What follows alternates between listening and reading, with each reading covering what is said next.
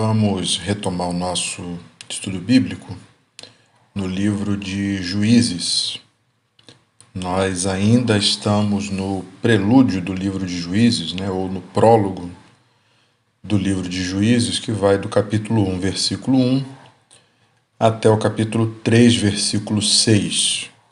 Na semana passada, nós conversamos sobre o capítulo 1, e vimos aí que a grande discussão do capítulo 1 está na questão sobre a obediência integral ou obediência parcial. Vimos que a família de Caleb, Axa e Otniel, na verdade, formaram uma família espiritualmente firme que confiava integralmente em outras famílias do povo de Israel, não obedeceram integralmente, não confiaram integralmente em Deus e por isso caíram em desobediência. A tarefa que Deus havia dado ao povo era uma tarefa que exigia coragem para fazer tudo aquilo que o Senhor havia lhes ordenado. Contudo, segundo a perspectiva bíblica, a coragem precisa de um componente chamado fé. E coragem sem fé não é suficiente para que o povo de Deus atinja o objetivo que Deus estava dando a eles. O fato é que, pelo menos nos primeiros relatos que vimos, Israel não teve nem coragem e muito menos fé em Deus.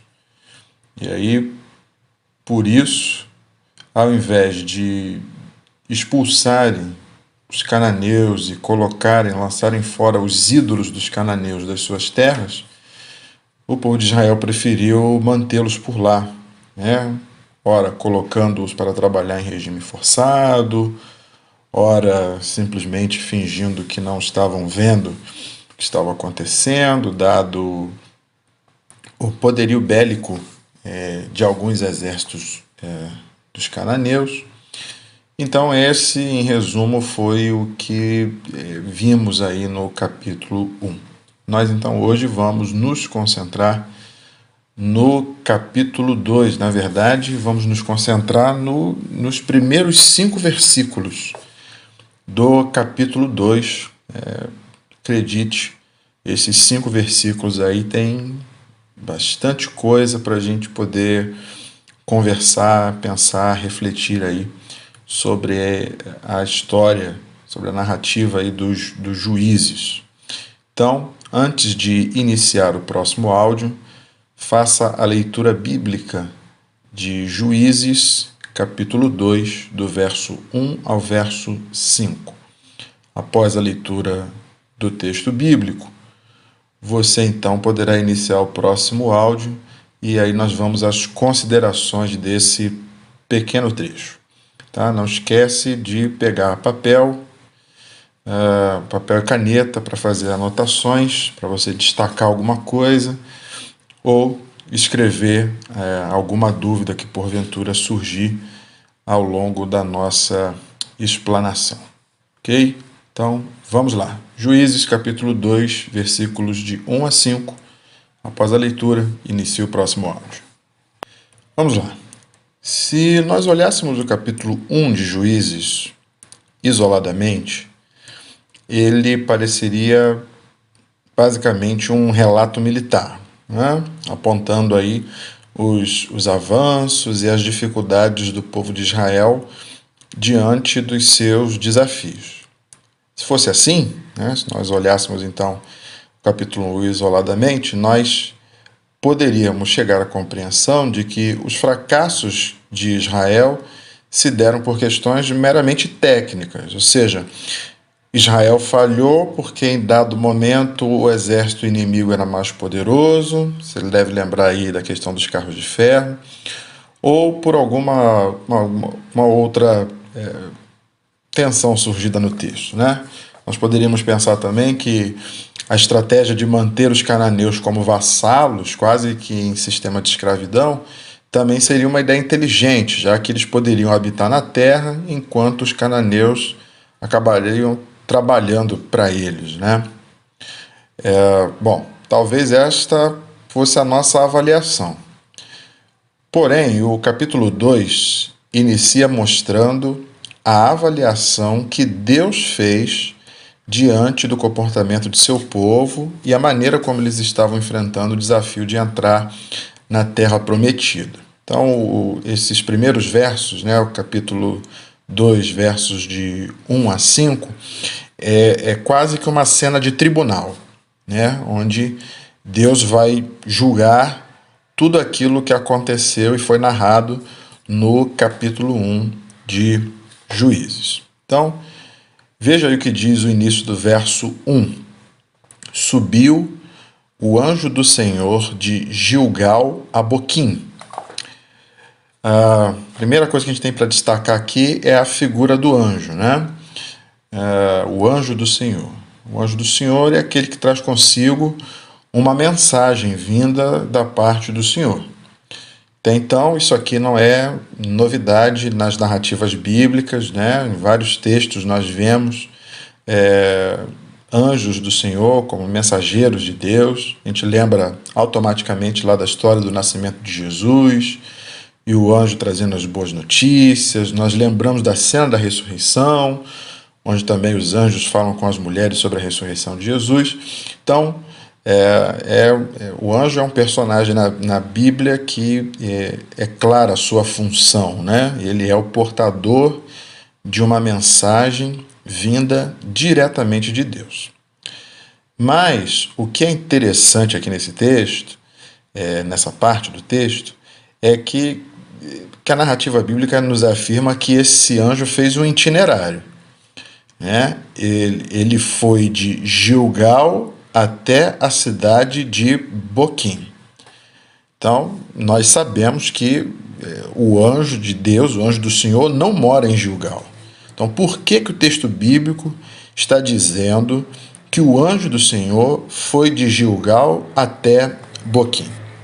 Bom, se nós olharmos o capítulo 5 de Josué, lembra que nós falamos que Juízes precisa ser lido a partir do livro de Josué?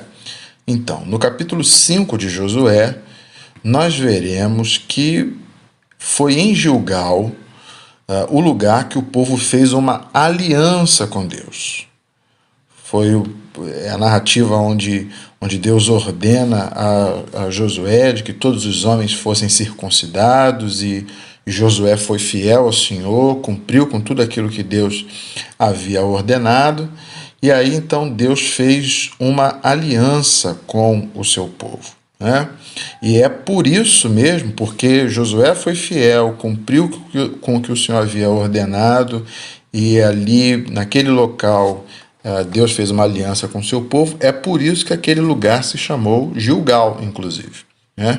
Lá em Josué, capítulo 5, verso 9, nós lemos assim: Disse mais o Senhor a Josué: Hoje removi de vós o opróbrio do Egito, pelo que o nome daquele lugar se chamou Gilgal até o dia de hoje. Então, foi em Gilgal que Deus perdoou os pecados do povo e fez uma aliança com eles. Foi em Gilgal o lugar onde Deus, de alguma maneira, os abraçou e formalizou um relacionamento de amor, de cuidado com o seu povo, né? E aqui nós vemos um sinal da graça de Deus, né? O acontecido em Gilgal.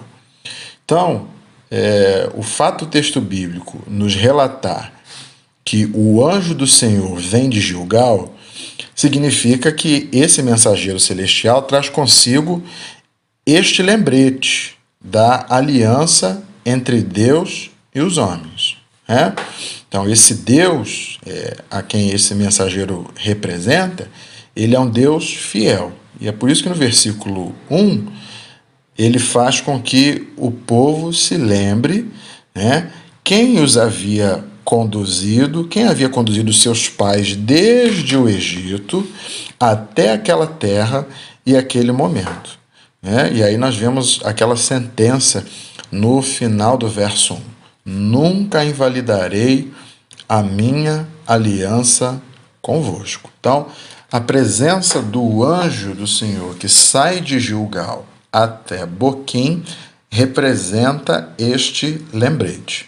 Lembrete de quem Deus é, do que ele fez e do fato de que ele jamais invalidaria a aliança que ele havia feito com o seu povo. Bem, então, após Deus trazer à memória do povo quem ele era e que havia conduzido toda a situação até ali, lembra também aos israelitas sobre o que ele havia ordenado que eles fizessem. Então, veja aí o início do verso 2.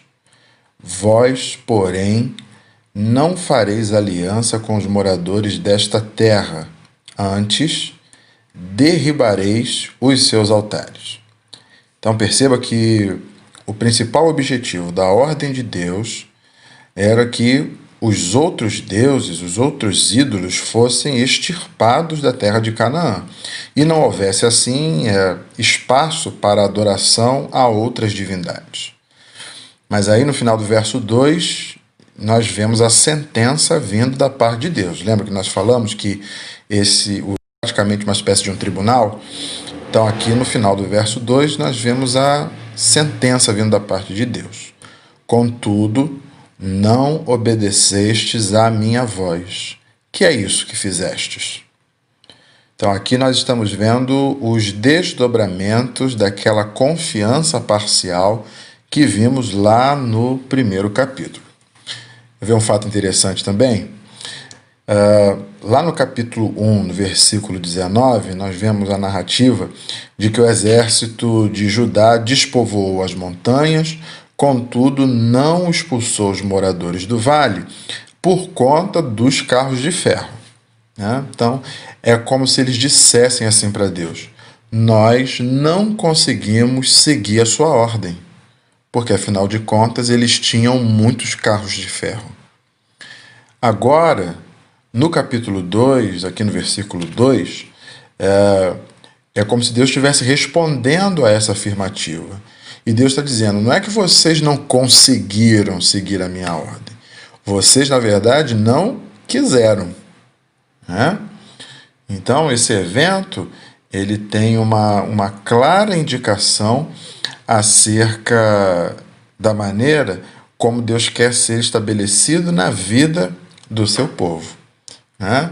Então, é um versículo que está tratando, na verdade, do tema do senhorio de Deus sobre todas as coisas. Ele é senhor de todas as coisas, de todas as áreas da vida humana, não apenas de algumas. Né?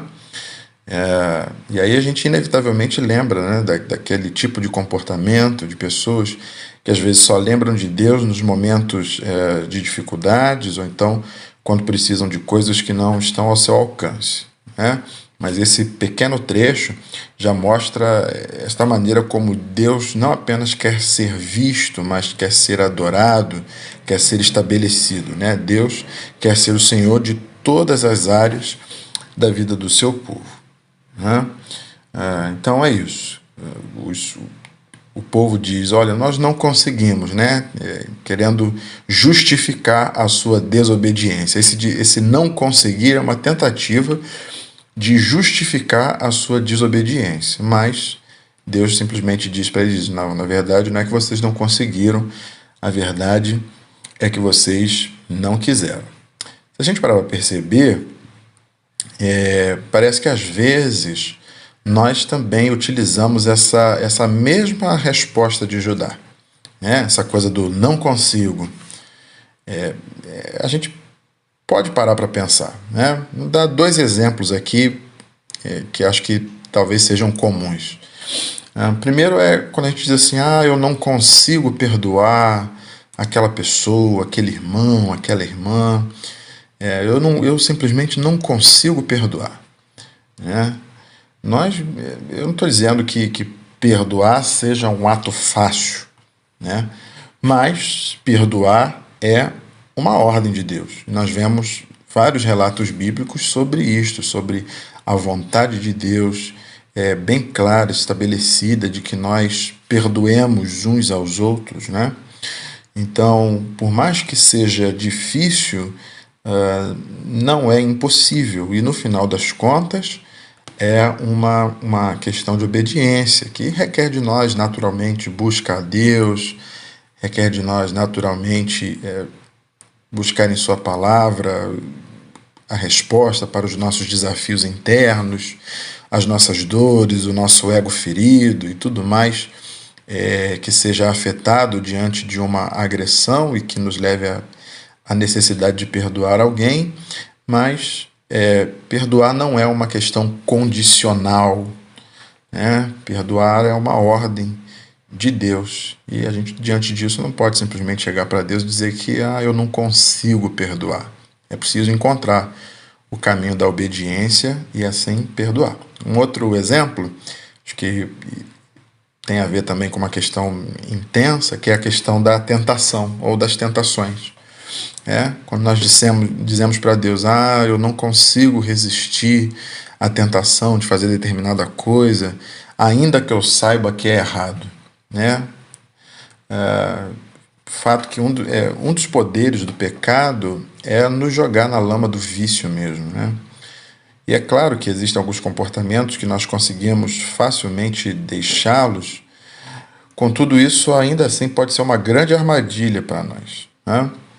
Então, a maneira correta de enfrentar a tentação é reconhecendo que nós precisamos de ajuda vinda do alto, né, que concede a nós graça, misericórdia, libertação. E assim como Jesus enfrentou as suas tentações, né, é preciso que nós sejamos cheios da palavra de Deus para enfrentar as mais diversas tentações que se interpõem no nosso caminho, né? Então, diante das tentações, nós não podemos simplesmente dizer a Deus que nós não conseguimos, nós não resistimos, né? Porque no final das contas, Deus está sempre pronto e disposto a nos ajudar e a nos oferecer tudo aquilo que for necessário para que nós consigamos vencer as tentações, né? Então, não vale dizer a Deus assim, eu não consigo, porque no final das contas é uma questão de fé e de obediência. Se a gente tropeçou, precisa de arrependimento, confissão e mudança de vida. Mas não cabe jamais tentar justificar as nossas falhas diante de Deus, simplesmente dizendo que nós não conseguimos, né? Então, não é à toa que o verso 1 do capítulo 2 faz questão de lembrar quem é Deus e o que ele fez pelo povo ao longo da sua história, né? Porque, de certo modo, desobedecer a Deus é esquecer quem ele realmente é, né? Então, por que desobedecemos? Porque parece que, de alguma maneira, nós nos esquecemos efetivamente de quem Deus é, né? E o contrário também é verdadeiro, ou seja, quanto mais nós conhecemos a Deus, quanto mais nós estamos unidos ao Senhor por meio da sua palavra, mais então nós temos prazer e temos alegria em servi-lo e obedecê-lo. Então, os primeiros versos já deixam para nós aí bastante coisa para a gente pensar, refletir e olhar para a nossa vida, né? Lembrando de quem Deus é, o que Ele quer de nós e quem nós somos e as respostas que às vezes damos a Deus, como essa do não consigo, e que no final das contas são respostas descabidas, né? E que nós precisamos naturalmente buscar a Deus para termos essa mudança de vida. Bom, então estabelecido aí quem é Deus, o que Ele fez, qual foi a sua vontade, qual foi a ordem que Ele deu ao seu povo. Nós vimos isso aí nos versos 1 e 2, né? E a constatação de que o povo não cumpriu, não obedeceu a Deus, né? Então, o verso 13, lá no finalzinho, traz qual vai ser a medida disciplinar, né, para este povo, para o povo de Israel. Então, qual é a medida disciplinar? Diz lá no verso 3, pelo que também eu disse, não os expulsarei de diante de vós, né? Os cananeus, que estavam lá do povo. Então, já que vocês não expulsaram, eu também não vou expulsar, né, eles de diante de vós. Antes, e os seus deuses vos serão laços, né? Então, qual foi o problema do povo de Israel? O problema foi que eles temeram mais aos cananeus do que a Deus, né? Por isso eles mantiveram essa relação de conveniência com aquilo que Deus mais desprezava, por conta do seu senhorio, né? Deus não divide a sua glória com ninguém. O desejo de Deus era que todos os deuses, né, fossem expulsos ali de todo aquele território. E o povo de Israel resolveu manter uma relação de conveniência. Então agora os cananeus e os seus deuses não vão embora, antes eles vão ficar juntos com o povo de Israel. E aquela idolatria que lá atrás, né, lá no final do livro de Josué, era uma idolatria mínima, agora essa idolatria vai aumentar exponencialmente, né? E com o aumento da idolatria, vêm os efeitos decorrentes da mesma, né? Então aqui a gente precisa parar para pensar um pouco sobre a idolatria. E o conceito interessante de idolatria é pensar que algo que foi criado para o nosso bem acaba tomando o lugar do Criador, que é a nossa fonte de verdadeira alegria. Então,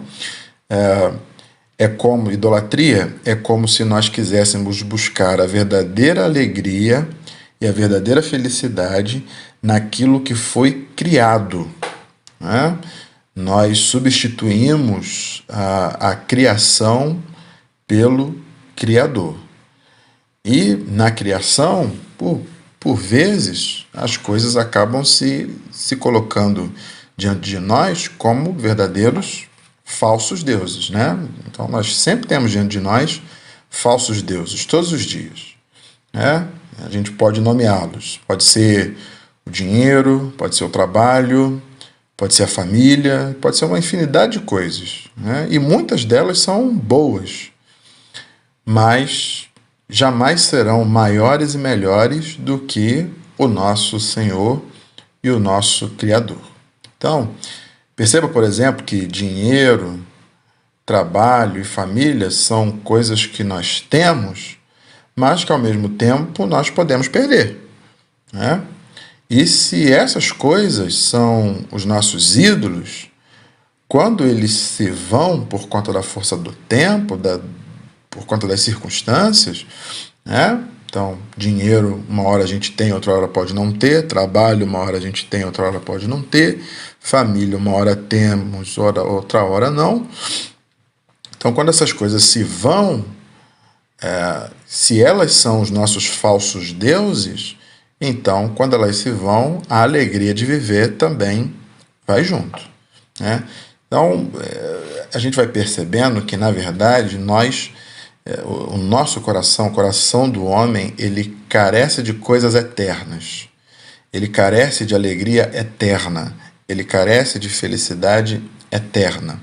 E se nós queremos, então, uma alegria eterna, nós precisamos de um Deus eterno, né? Nós precisamos de uma fonte de vida e alegria eterna. Então, só Deus pode suprir esta necessidade de eternidade que temos no coração, né? Esse é um problema, então, da idolatria. Idolatria é quando as coisas criadas substituem o Criador. Um outro problema do contexto da idolatria é que, diante de falsos ídolos, né, sem perceber, nós acabamos criando uma relação de dependência com eles, né? E é isso que leva muitas pessoas, inclusive, a cometerem os seus excessos em nome do dinheiro, em nome do prazer, em nome do status, ou de quaisquer outras realidades que não sejam Deus, né? Então, a gente percebe que a relação com a divindade é sempre uma relação de dependência, inevitavelmente. Mas quando nós dependemos de deuses falsos, por conta da finitude desses deuses falsos, então esta dependência acaba nos levando à morte mesmo, à tristeza, ao desespero, né? Então é por isso que há quem morra pelo trabalho, há quem morra por dinheiro, há quem morra por prazer, há quem morra por conta de status. As pessoas morrem por causa dessas coisas, né? E isso aí é o cumprimento do que está dizendo lá no verso 3, né? De que estes deuses, os falsos deuses, lhes serão como laços, né? Eles parecem ser coisa boa, mas no final das contas eles serão laços. É por isso que, diferente de depender desses deuses, que inevitavelmente nos levam à morte, à tristeza, depender do Deus Criador, que é eterno, isso nos leva então à vida de verdade, né? Isso nos leva ao caminho da alegria que não acaba jamais, né? Então, olhando aí para esse contexto que vimos aí, foi impetrada então a pena a este povo, né? A medida disciplinar a este povo. Deus não vai expulsar os cananeus, os cananeus vão ficar, os deuses dos cananeus vão ficar, e isso tudo vai ser um grande laço para o povo de Israel, né? O povo, quando ouve isso, a reação não poderia ser outra. O verso 4 diz que, né, eles choraram, e o verso 5 diz que eles resolveram oferecer um sacrifício a Deus, né? Isso é a tentativa de tentar aplacar a ira de Deus, né? Muito presente em outras religiões próximas ali de Israel.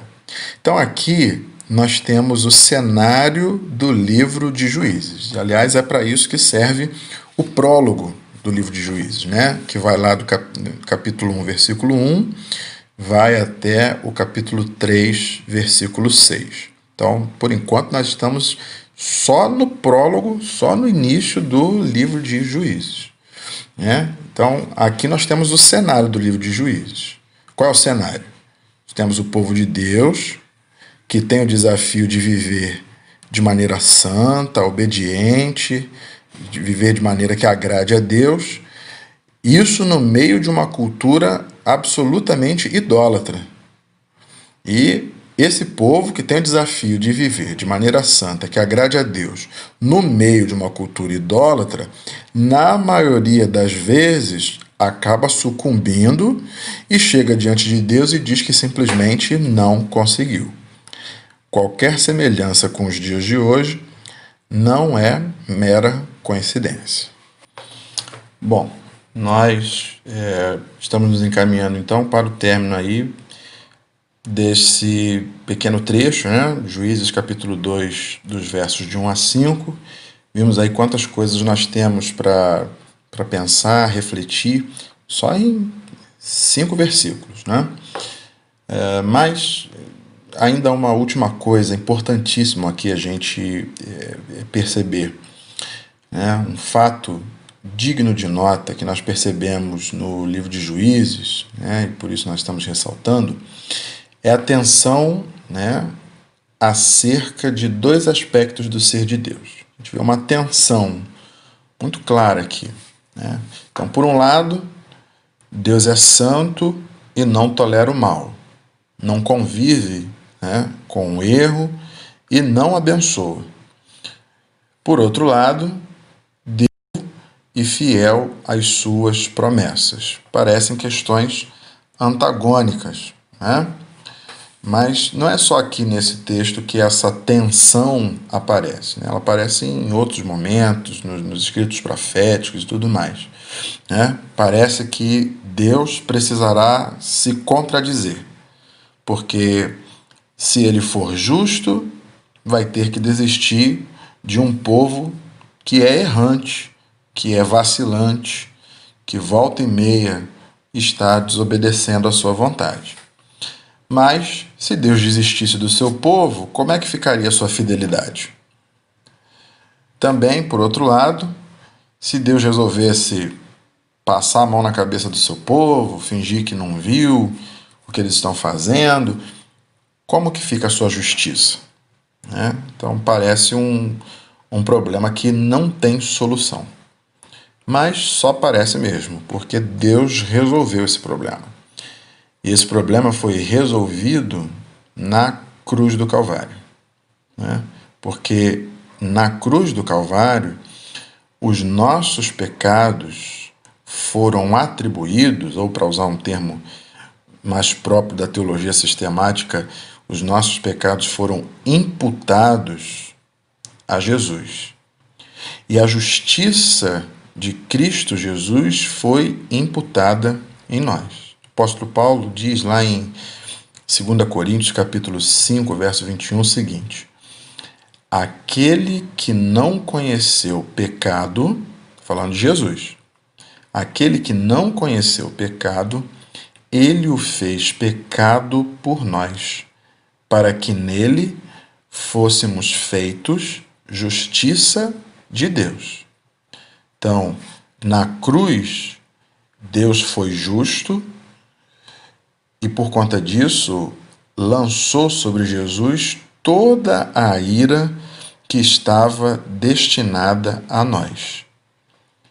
E assim, ao satisfazer a ira de Deus, em Jesus nós somos aceitos, amados e perdoados. Então, na cruz, Deus, por causa de Jesus, ao mesmo tempo é justo e justificador. E essa é a boa notícia, a boa nova do Evangelho, né? A pena que deveria estar sobre nós foi Jesus quem cumpriu em nosso lugar.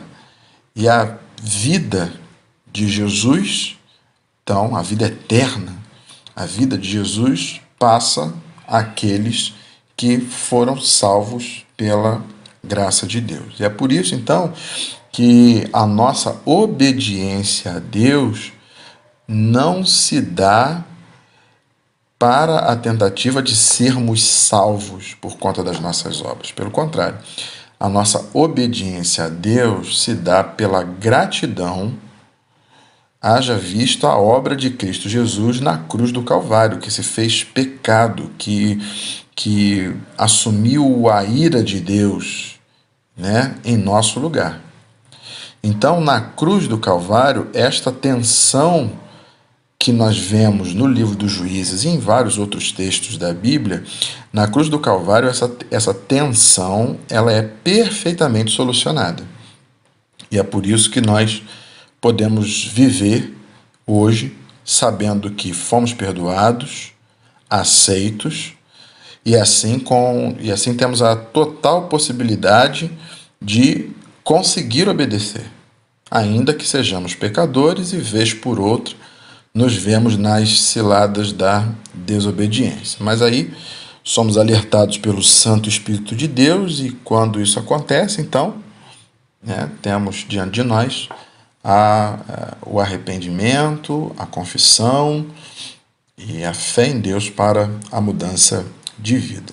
Esse é o Deus que nós cremos, que é ao mesmo tempo justo, amoroso, fiel, e nenhum dos seus atributos se chocam uns contra os outros a ponto dele ser um Deus contraditório. É por isso que Deus, tendo todos os atributos que tem e não se contradizendo, é por isso que ele é um Deus perfeito, né? Então, diante de tudo isso que nós conversamos aí sobre os primeiros 5 versos do capítulo 2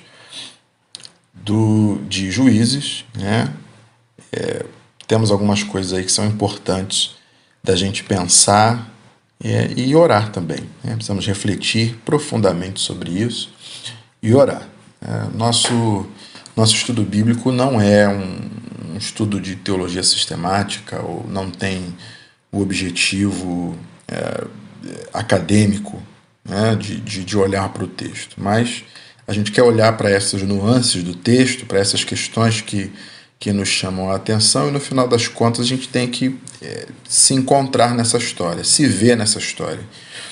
As perguntas que nós fazemos para o texto são as perguntas que, na verdade, devemos fazer a nós mesmos, né? Então, eu penso que tem algumas coisas que a gente pode pensar a partir daquilo que nós ouvimos aqui. A primeira delas é a gente pensar quais são as áreas da nossa vida onde nós dizemos para Deus: ah, Senhor, eu não consigo, né? Que áreas são essas que nós estamos dizendo para Deus que nós não conseguimos? É a dificuldade de perdoar alguém?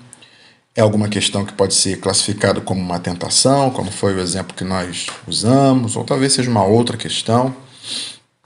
Mas a dica é parar de tentar encontrar em si mesmo a força para vencer e encontrar com um Deus amoroso, misericordioso, que fortalece os seus filhos diante dos seus desafios, ainda que este Deus continue sendo pleno e totalmente justo, né? Então é preciso se encher mesmo da palavra de Deus e com o coração cheio de gratidão por causa do que Jesus fez na cruz. Só assim que nós conseguimos seguir em frente. Ou seja, é quando a gente para de confiar na nossa própria força e quando se entrega completamente à força e ao cuidado de Deus. Então, para pensar aí. Quais são as questões que você tem dito para Deus não consigo, e busque se fortalecer nele para conseguir sair vitorioso dessas questões. Uma outra situação que nós olhamos aí nesse primeiro bloco de texto do capítulo 2 nós vimos ali no sentido, né, conversamos sobre isso. Qual foi o sentido da ordem dada por Deus para que o povo de Israel lançasse fora todos os ídolos? Por que Deus pediu isso? Deus pediu que o povo de Israel lançasse fora todos os ídolos porque Deus não divide a sua glória com ninguém, né? Então é um texto que fala sobre soberania, fala sobre o senhorio. Então Deus é Senhor sobre todas as coisas e não somente sobre algumas coisas, né? É uma pergunta que a gente precisa fazer, e essa vale gastar tempo, né, para responder essa pergunta aí. A gente pode dizer, será que nós podemos dizer que Deus é o Senhor em todas as áreas da nossa vida? Precisamos fazer uma análise profunda aí, olhando cada área da nossa vida, perceber, mas será que Deus é Senhor desta área? Será que tem alguma área da nossa vida que a gente ainda tenta controlar, tenta dizer para Deus que Ele não precisa mexer nisso, não precisa controlar isso? Será que existem situações que a gente diz, não, isso aqui eu dou conta? A gente precisa tomar bastante cuidado com isso, porque, como dissemos, Deus não divide a sua glória com ninguém, Ele não quer ser Senhor apenas de algumas partes da nossa vida, Ele não quer ser o nosso Deus apenas nos momentos em que nós precisamos de milagres e de coisas que aos nossos olhos parecem impossíveis. Deus quer ser o Senhor de toda a nossa vida, de toda a nossa existência. Então, gaste tempo aí, faça essa reflexão e se pergunte se de fato Deus é o Senhor de todas as áreas da sua vida. E, diante de todos os desafios, não esqueça, lembre sempre quem Deus é, lembre-se sempre da cruz de Cristo. Que Deus te abençoe, que tenha sido proveitoso este estudo bíblico dessa semana. Um grande abraço, Deus te abençoe.